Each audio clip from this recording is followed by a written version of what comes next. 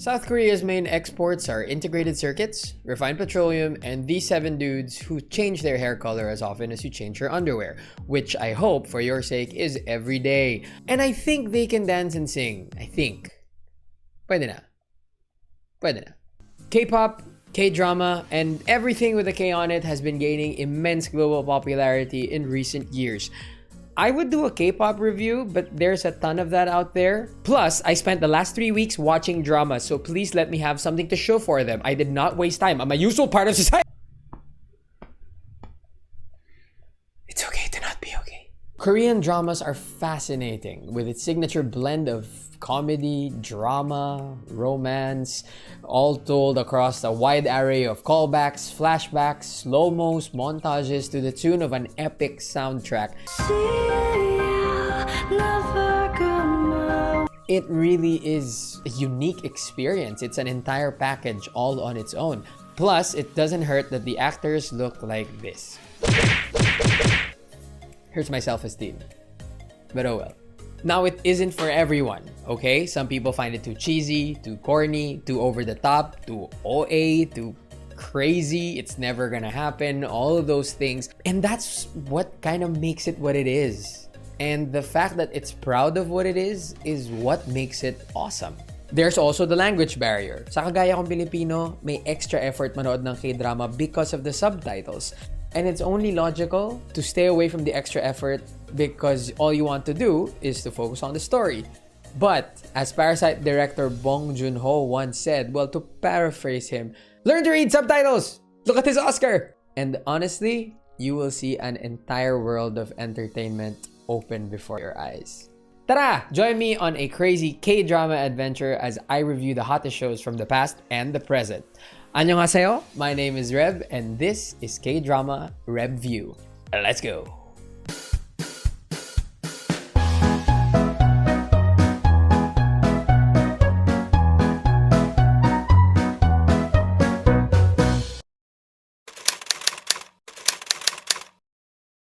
Warning, spoilers for early episodes ahead. Don't worry, I won't tell you how it ends. If you want to see my rating, yes, I have a rating system, skip to this timestamp. Whether you're a K-drama expert, a beginner, or someone who isn't into K-drama at all, I'm pretty sure you've seen at least one promotional material for ITAEWON class. This Netflix series, based on a webtoon of the same name, is currently the 7th highest rated drama in Korean cable television history. And that's saying something because they produce like a ton of these every single year. But it's safe to say that those who watch this probably watched it because they're whipped for this dude. Look at that face. Look at that product pushing face. You can put his face on anything and it'll probably sell. Park Seo-Joon. But he isn't the only reason why you should watch ITAEWON class from start to finish. If you ask me to summarize ITAEWON class, I'll say it's a story of revenge that spans 15 years. A budding entrepreneur builds his own pub in the famous ITAEWON district in Seoul to accomplish his life's mission, to bring down Janga Company, the institution that gravely wronged him and his father. To accomplish this, he needs the help of his ex-con buddy with anger management issues, a chef with an interesting secret, a half-Korean, half-Guinean waiter who speaks nothing but Korean, the bastard son of the devil himself, Janga Company's chairman, and a social media influencer with a Mensa-level IQ and a Sherlock Holmes level of being a total douche to people. In short, it's a guy hoping to pull off a Shawshank Redemption with the help of the Breakfast Club in a timeline and love triangle of Les Miserables proportions. Weird. But it works. This summary is exactly what makes ITAEWON class an intriguing show. It's a simple story with deeply flawed and complex characters. This series has all the ingredients of a typical K-drama. A charming lead character with childhood issues? Check. A parent grounded in tradition who inspires or in some cases discourages the character to reach their dreams? Check. A love interest that the lead meets in the first episode? Check. A third person to complete the love triangle? Check. A villain with a punchable face? Check. A dream that the character wants to achieve? Check. But then the show says, hold my soju, and proceeds to flip the entire formula on its head. The lead character's charm is his lack of social skills. The parent, in this case Park Seo-Ye's dad, is a company man who encourages his son to stick to his beliefs instead of just making money. The love interest works for the enemy. The third person who builds the love triangle works for him. The villain probably has the most punchable face in Korean drama history, so this one is pretty much on point. It's pretty good. His dream is not just to be someone. He wants to destroy an entire company, an industry leader. It's like a karinderya that just opened yesterday planning to destroy Jollibee. Yeah. But I think what sets the show apart is how it presents the ugly side of Korean society.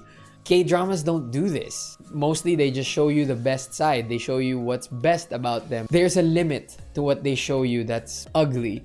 ITAEWON class wants you to know it's there, and at the same time, it wants you to confront it. It wants its own people to see how ugly it is and how it shouldn't be there. Number one, the LGBT community. If you've seen any drama, you would know that being gay or being a lesbian or being part of this community is taboo.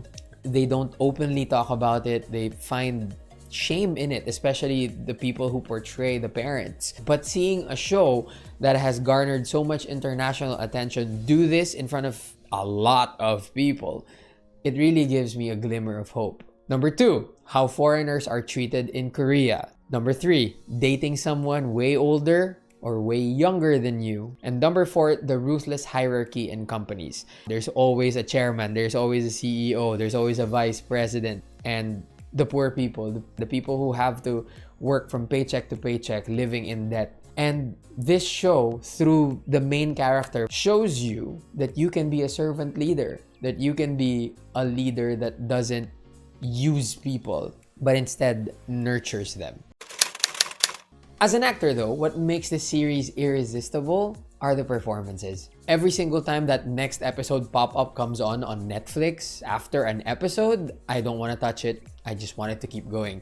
I can't get enough of it. They say that good actors make themselves look good, and great actors make themselves look good, and everyone else around them as well.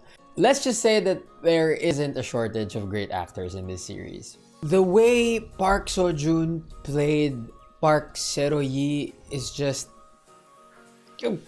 I'm trying not to do this, but it's chef's kiss. It's so intense, it's fully realized, he's fully immersed in the role.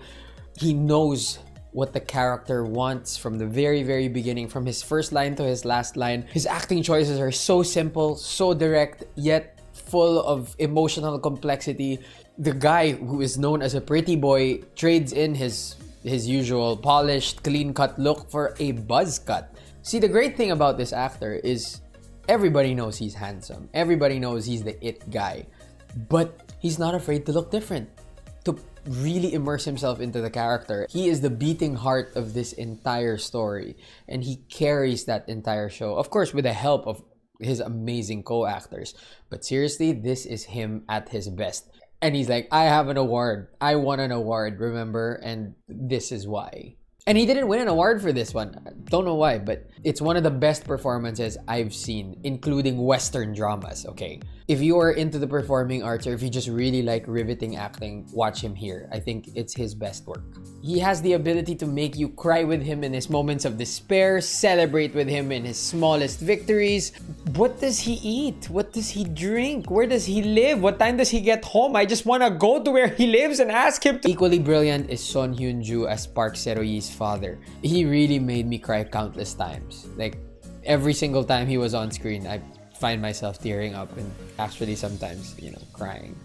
Award-winning actor Yoo Jae-myung as Chairman Jang is the embodiment of the devil himself. The way he portrays a man drunk with power and in love with his own legacy, it's what makes actors want to play villains. He manages to make you hate him and respect him at the same time for being this cunning, vicious, ruthless human being. The 16-episode chess match between Park Sero-yi and Chairman Jang is everything. It grabs you by the collar. It just doesn't let go. You can't wait to see what the other person is gonna do. How are they gonna one-up each other this time? Just watch it. Kwon Nara shines as Osuwa. In deep conflict for 16 episodes, she is constantly torn between having to choose a comfortable life by working in Janga or to live a life with her first love. Lee Joo-young as Ma Yoon-hee delivers one of the more heart-wrenching performances in the show because of her story. Her relationship with Park Seo-Joon is probably my favorite in the show. Oh, by the way, she's so gorgeous. And this guy managed to have the most punchable face in the history of Korean dramas.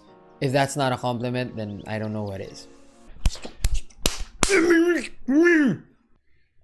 okay to not be okay.